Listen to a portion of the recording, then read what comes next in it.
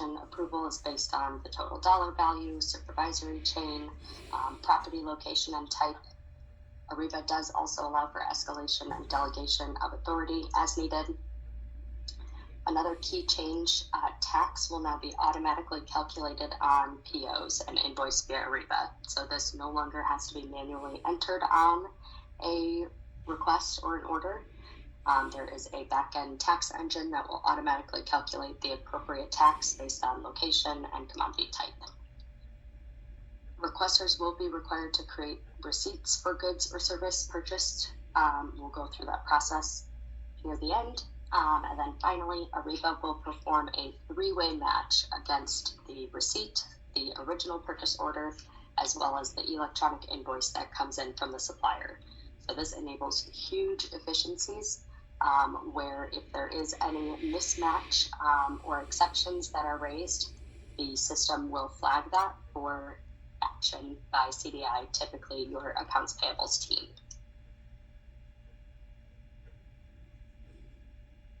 Wanted to quickly flash up where we're currently at with catalogs. These are the suppliers that have been identified and that we're actively working with to enable catalogs in the system. More to come around this as of right now. We're still working to get those enabled for phase 2 go live, but expect this to change in the coming weeks. A few more kind of fundamental information and details before we get into catalog requisitions and actually how to buy. There are two different types of purchase requisitions in Ariba that you'll hear about. There are catalog requisitions where the requester is searching from a catalog of CDI or supplier managed items.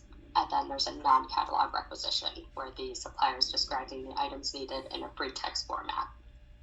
The high-level process is very similar to online shopping, where you're adding items to your shopping cart, you're proceeding to checkout, you're filling in or confirming the requisition details such as accounting and shipping, and then you're submitting that for approval. A key thing that you'll see within the system is our category commodity taxonomy. So this is unique to CDI, and it's essentially a way of categorizing or grouping the common goods and services that are purchased all across CDI into different groups. So this is a hierarchy structure that has different levels, anywhere from 2 to 4 levels with increasingly specific categories. So the lowest level is always the most granular. And you can see within this screenshot, a highest level would be facility services. Underneath that, there's maintenance, and underneath that, cleaning services. So the more codes that are, or more digits that are in the code gives you an indication for which level in the hierarchy they're at. The reason this is so important is commodity code does trigger and drive certain accounting data selections. So for any catalog items, those are pre-assigned to a commodity code, so the requester doesn't need to worry about that. However, when submitting a non-catalog item, the commodity must be selected by the requester, and that should always be selected at the lowest level that best describes the good or service needed. And we'll dive into this when we go through the non-catalog requisition demo. Another key thing to take note of, there are two different interface options that Ariba offers for buying and invoicing. CDI will be using the classic user interface, which is very similar to other modules of Ariba, if you've seen those at all. There is another option called guided buying, where as CDI continues to get more catalogs in the system, guided buying does offer a more simplified way to buy goods and services and user-friendly, modernized feel. So note that may be coming sometime in the near future, but for now we're going to remain in the classic UI. Hey, Annie, can I say something real quick? Can you go back to that real quick? I'll keep my comments.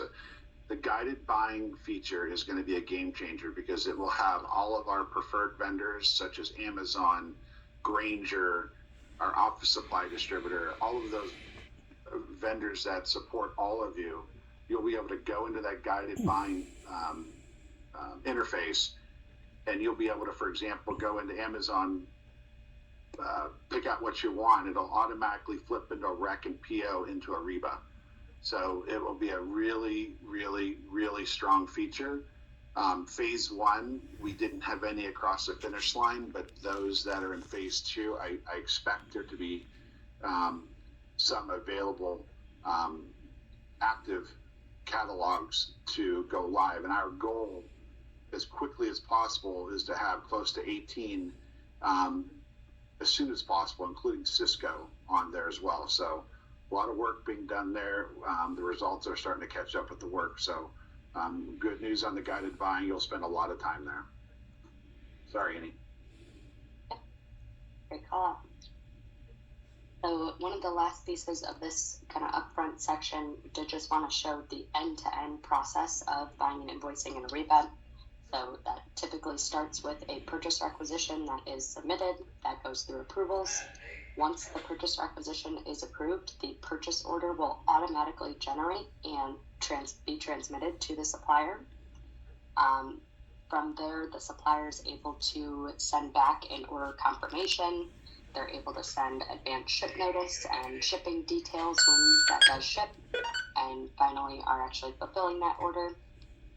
And then back on the CDI side, there is a goods or services receipt that is submitted. And finally, for invoicing, suppliers are submitting invoices. That's then going through approval and reconciliation processes to then generate payment. Some key points of the Ariba navigation and homepage, and you'll see this when Randy goes into one of the very first demos. But just to get kind of lay of the land, there is a search bar with advanced filter capabilities. There's also these widgets or tiles that you'll see, some of them displaying the most recently created documents, any most recent requests or tasks assigned to you. And then you do have the option to customize your dashboard and the tiles and widgets that are appearing here, as well as access your user preferences. And that user preferences menu is an important one. This is where you can do key actions, such as changing your notification preferences. So if you've already begun receiving emails from the system, for some of you, if they do get to be too much, know that you have the option to specify what notifications you do and don't want to receive. And then also here is where you would delegate approval authority. So if you're going out of the office for a certain period of time and need to delegate your tasks to another individual, that functionality allows you to do so. Hey, Andy, this is not the time to bring up anything regarding on behalf of yet, correct? Is it? No. Okay. We'll get there. All right, so getting into our first kind of piece of the process, and that being requisitions, specifically catalog requisitions. So again, catalog requisitions are where the requester is browsing for and selecting items from a CDI-specific catalog of items available for purchase. So this will have established pricing, terms, and any discounts, and is ultimately driving the best overall value to CDI.